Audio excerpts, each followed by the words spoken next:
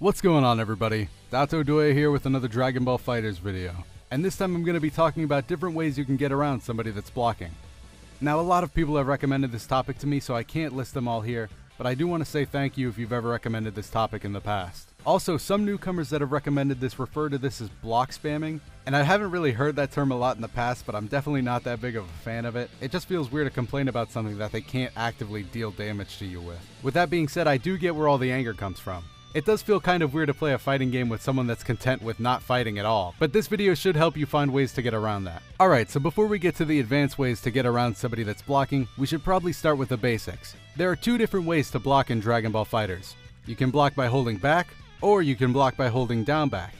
Usually holding down back is the best way to go because it blocks a lot of quick lows and normals. The only thing that blocking low loses to is overheads, which you have to block by just holding back on your controller. So now that we know that, we know one basic way to get around somebody that's blocking. If they're blocking low, hit them with an overhead. If they're blocking by standing back, just hit them with a low. But what if you're fighting someone that's so good on defense that they can block your lows and react to your overheads?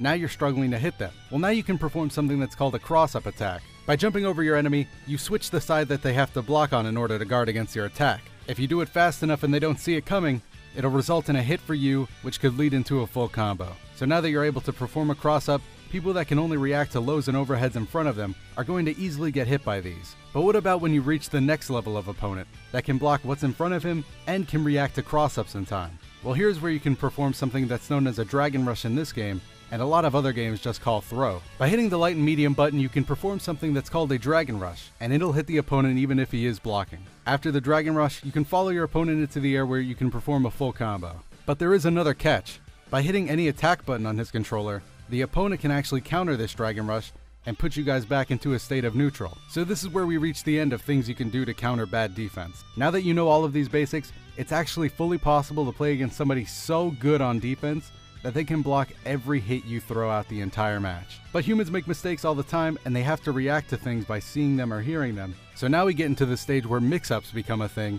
and you can add more cross-ups into your game and different universal techniques that can be seen in a lot of fighting games. Let's start with one of my favorites, the empty jump low. So in order to see the effectiveness of the empty jump low, you have to realize that in order to block any attack that comes from a jumping opponent, you have to block by holding standing back. Now if you remember, if you're blocking by holding back, you're leaving yourself open to low attacks. So basically, the empty jump low is a technique in which you jump at your opponent, forcing them to think that you're going for an aerial attack, so they block by holding back. But you actually don't throw out any buttons until you hit the ground, in which you hit them with a low. After that, it's free reign to start up a combo. And this next way to beat a blocking opponent is actually kind of just a more advanced cross-up attack. You see, in anime games like this, you're allowed to dash in the air.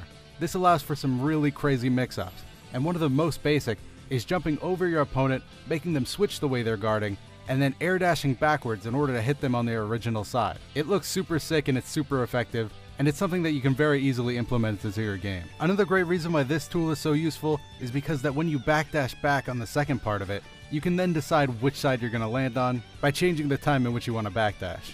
You can see examples of that here. And as far as universal mechanics in beating blocking opponents, that's about as many as I can think of. But there are a few character-specific ones that you can use, such as Super Saiyan Blue Goku's instant transmission, which you're able to decide which side you get to pop up on, Beerus' level 3 as well as Trunks' level 3, and Tien's heavy volleyball fist, which is a command grab as well. Well, that's all the ways I can think of hitting an opponent that blocks a lot, but if there's anything you thought of, please let others know down in the comments below. And while you're down there, if you liked the video and enjoy the channel, make sure you hit the like button and subscribe. I greatly appreciate it. I'm DatoDoya, and I'll see you in the next one.